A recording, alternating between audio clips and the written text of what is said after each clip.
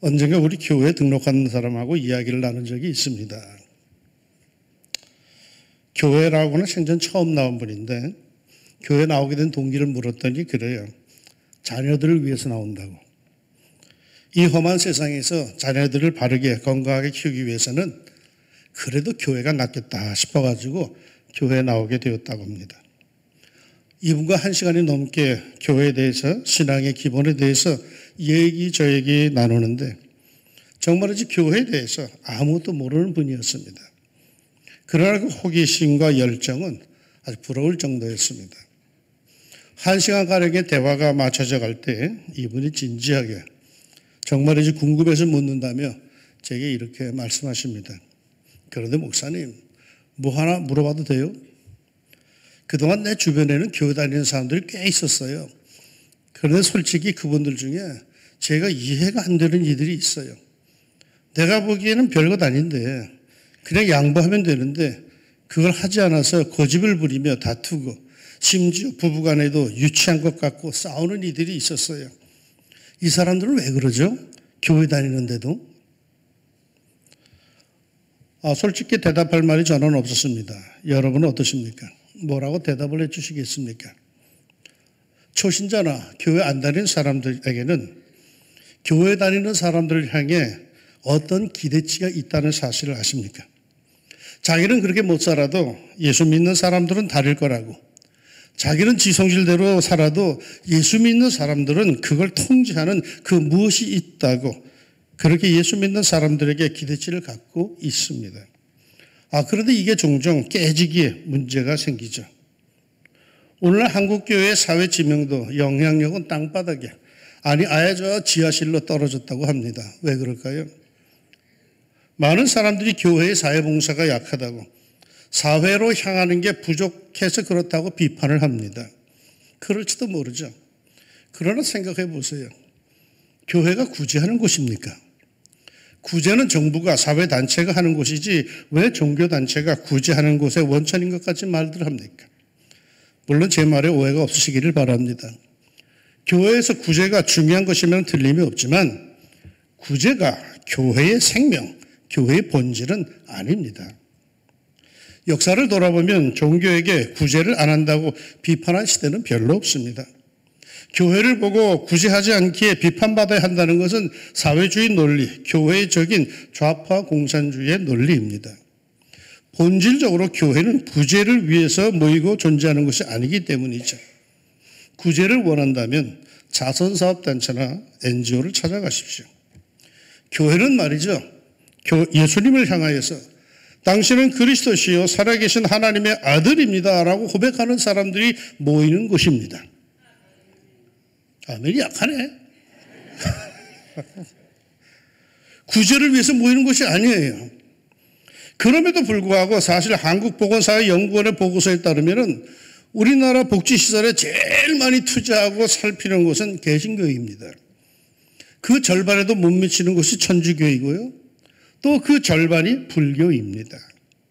그러니까 우리나라 복지사업의 절반 이상을 교회가 하고 있긴 있습니다.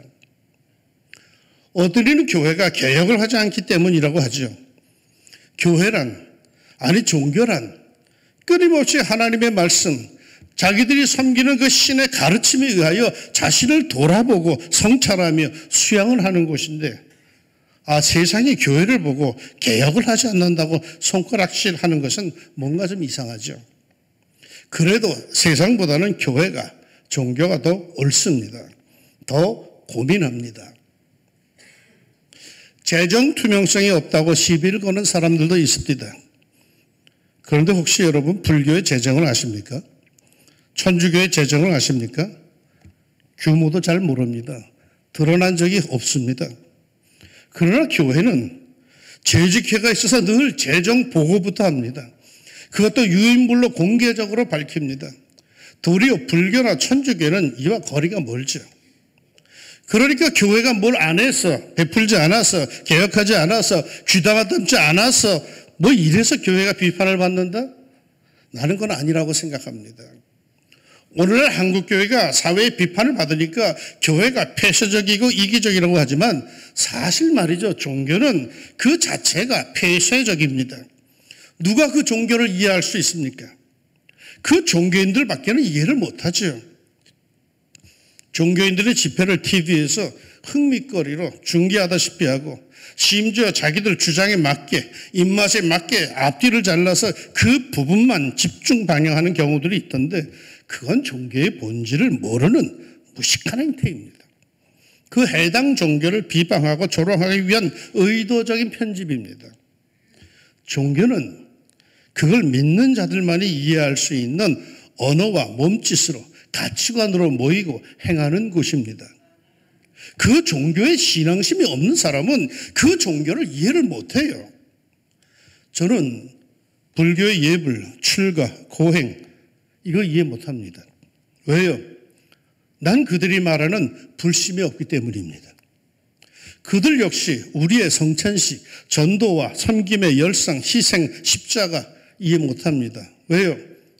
그들에게는 성령이 없습니다. 예수의 영성이 없습니다. 그 종교는 그 종교의 영성을 가진 자만이 이해할 수 있는 거죠.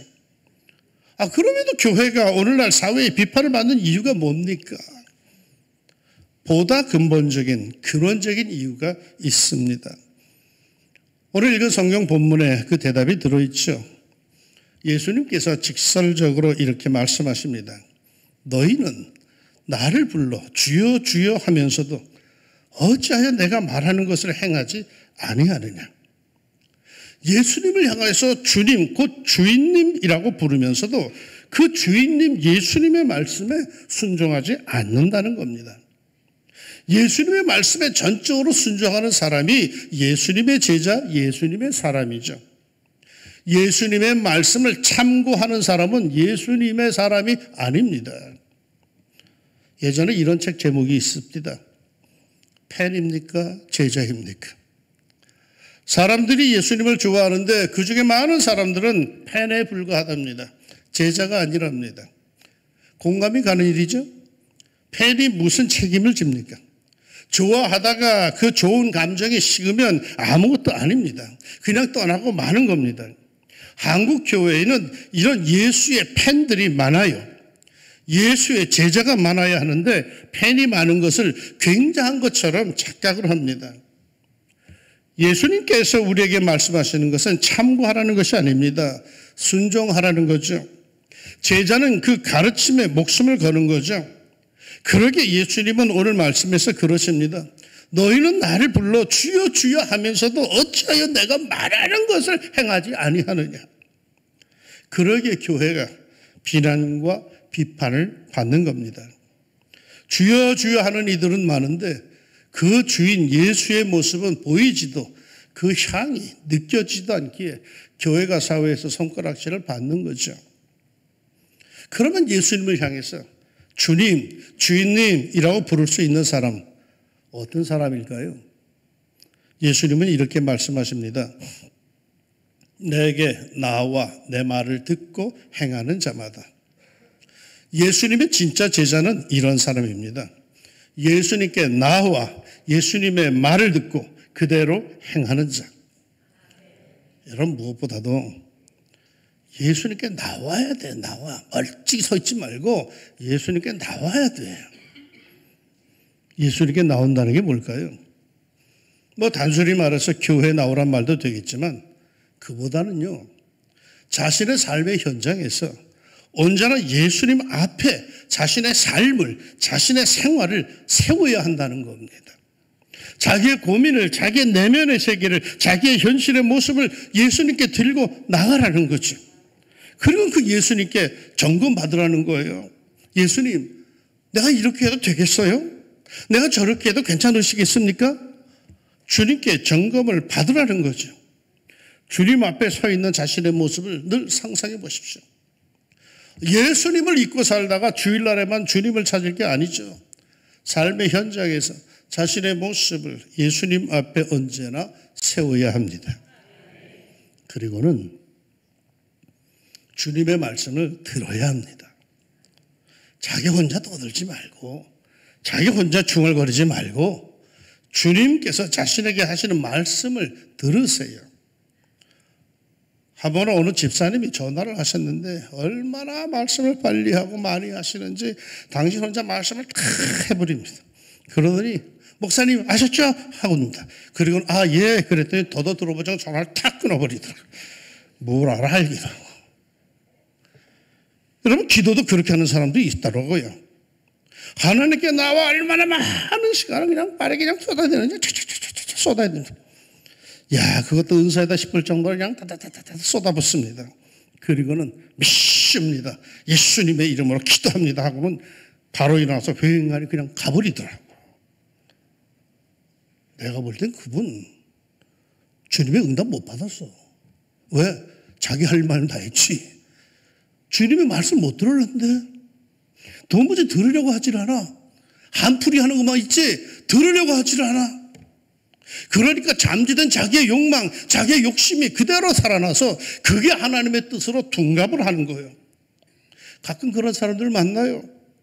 기도하고 했는데 왜 안 되죠? 그런 기도를 해서 뭐 하겠어요? 여러분 기도는 듣는 겁니다. 말하는 게 아닙니다. 듣는 겁니다. 주님의 음성을 듣는 겁니다. 그 성령의 감동을 감지하는 겁니다. 좀 들으세요. 새벽 기도에 나와서 그 조용한 시간에 주님의 세밀한 음성을 좀 들으세요. 한밤중에 그 고요한 시간에 주의 성전에 나와서 자기 집의 은밀한 곳에서 주님의 음성을 들으세요. 성경을 펼쳐놓고 성경을 통하여서 주님의 말씀을 들으세요. 세상 말로 말이죠. 뭘 들어야 가르칠 것 아닙니까? 설교를 통해서 들으세요. 저는 설교를 준비하면 늘 이렇게 기도합니다. 이건 변함이 없습니다. 주님, 나는 그저 설교단에서 가나다라 마바사를 외칩니다. 오직 성령님께서 그것들을 모두 조합하고 의미를 담아서 각 사람의 처지와 형편에 따라 말씀하여 주옵소서. 나는 여러분의 사정을 잘 몰라요. 목사님이 대단한 것 같아서 척 보면 다 꿰뚫어볼 줄 알았는데 첫날에 100번을 꿰뚫어봐도 보이는 게 하나도 없어. 그런 상황에서 내가 설교를 하는 게 무슨 의미가 있겠어요? 단순히 인간의 소리를 듣는다면 그것은 의미가 없는 거죠. 목사를 통해서 가나다라 마바사가 터져나갈 때에 성령께서 여러분들의 처지와 형편을 아시는 주의 성령께서 이것을 의미를 담아주고 조합을 시켜가지고 그리고 그 마음에 전달해 줄 때 역사가 나타난 줄로 믿습니다. 여러분의 처지와 형편에 맞게 하나님의 말씀의 사자를 통해서 설교 때마다 성령의 감동 속에 하나님의 음성을 들을 수 있기를 진심으로 축원합니다. 마지막으로는요. 그것을 행해야 돼요. 행하는 자가 복이 있습니다. 야고보서 1장에 있는 말씀입니다. 너희는 말씀을 행하는 자가 되고 듣기만 하여 자신을 속이는 자가 되지 말라. 누구든지 말씀을 듣고 행하지 아니하면 그는 거울로 자기의 생긴 얼굴을 보는 사람과 같아서 제 자신을 보고 가서 그 모습이 어떠한 것을 곧 잊어버리거니와 자유롭게 하는 온전한 율법을 들여다보고 있는 자는 듣고 잊어버리는 자가 아니요 실천하는 자니 이 사람은 그 행하는 일에 복을 받으리라. 말씀을 듣고 행하지 않는 사람은 거울로 자기 얼굴을 들여다보고 가서는 자기가 어떻게 생겼는지를 곧 잊는 사람이랍니다. 그러니까 그 얼굴을 갖고 후한무치 부끄러운 일을 아주 태연하게 합니다. 주의 말씀을 듣고 순종하여 그렇게 행하는 자가 여러분 복이 있답니다.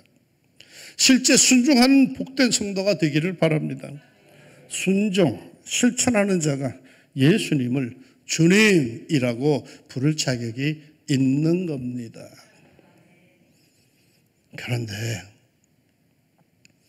여기에 우리 한국교회 교인들이 빠지는 함정이 있어요. 내게 나와 내 말을 듣고 행하는 자가 주님의 참된 제자, 주님의 사람들이라고 하였습니다. 그러면서 예수님께서는 그러십니다. 그들이 누구와 같은 것을 너희에게 보이리라. 즉 주님의 참된 제자가 누구와 같은지 보이리라 하시면서 이어서 집을 짓되 깊이 파고 주추를 반석 위에 놓은 사람과 같으니 큰 물이 나서 탕류가 그 집에 부딪히되 잘 지었기 때문에 늑이 요동하지 못하게 하였거니와. 집을 짓되 어떻게 지어야 하느냐 하면 깊이 파야 합니다.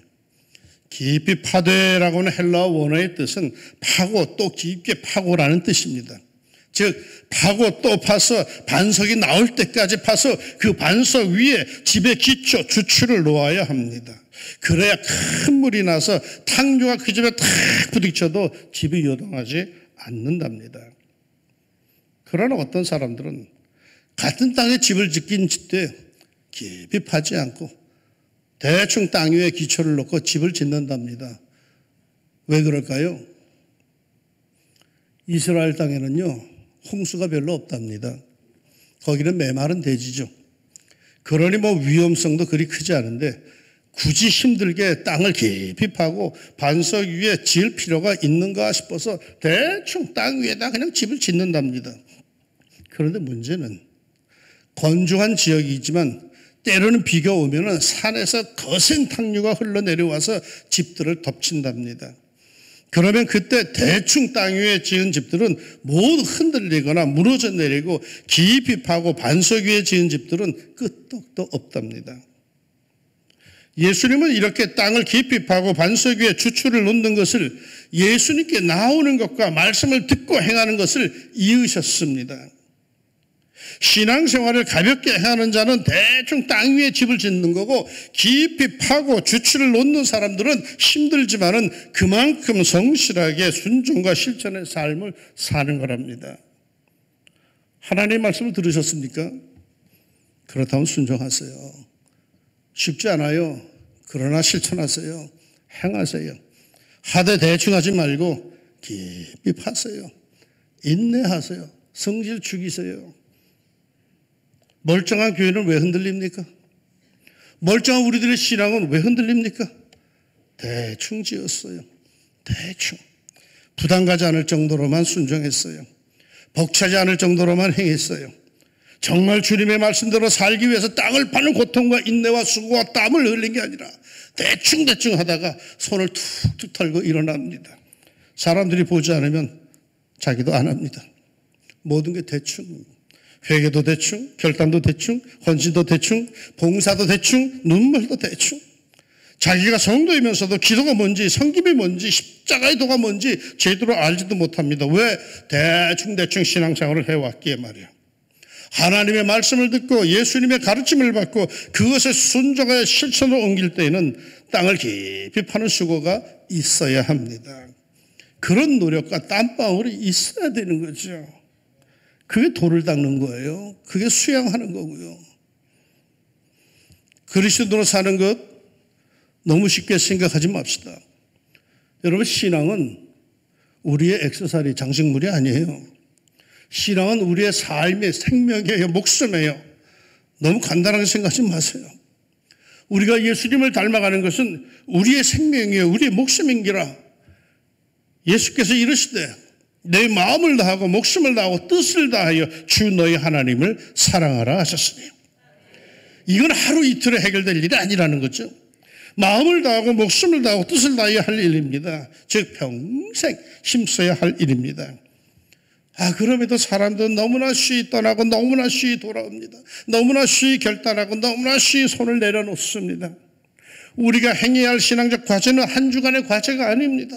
그건 평생 짊어지고 해결해야 하는 과제입니다. 평생 그렇게 살아야 할 내용들입니다. 남에게 보이기 위한 외형적인 것에 힘쓰지 말고 정말 진짜 백이 참된 그리스도인이 되기 위해서 여러분 고민하면서 우리 진실의 세월을 보냅시다. 아무도 보지 않더라도 말이요, 진정 주님의 제자가 되기 위해서 각고의 세월, 인내의 세월, 그리스도의 도를 닦읍시다. 너희는 나를 불러 주여 주여 하면서도 어찌하여 내가 말하는 걸 행하지 아니하느냐. 예수님께서 우리를 보고 얼마나 답답하시면 이렇게 말씀을 하시겠습니까? 사도 바울은 이렇게 고백했습니다. 이후로는 누구든지 나를 괴롭게 하지 말라. 내가 내 몸에 예수의 흔적을 지니고 있노라. 우리 삶에, 우리 몸에 예수의 흔적이 새겨지도록 온 힘을 다하여 그리 삽시다. 그러면 나도 살고 교회도 살고 우리 민족도 삽니다. 세상에서 진정 복이 될 수 있습니다. 예수의 향이, 그 진한 향이 우리의 삶을 통하여서 우리 사회에 쫙 퍼져나가기를 우리 예수님의 이름으로 축원합니다. 기도합시다. 우리는 예수 믿는 사람입니다.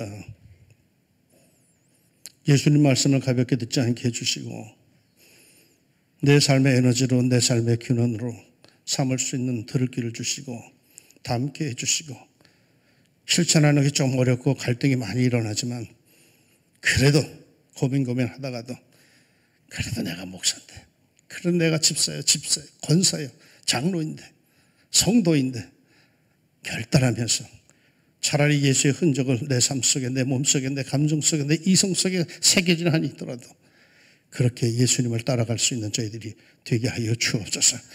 그래 세상이 나를 보고 예수를 알게 하시고 흔들릴 때 나에게 기대어 올 수 있는 든든한 하나님의 사람으로 그렇게 살게 하여 주옵소서.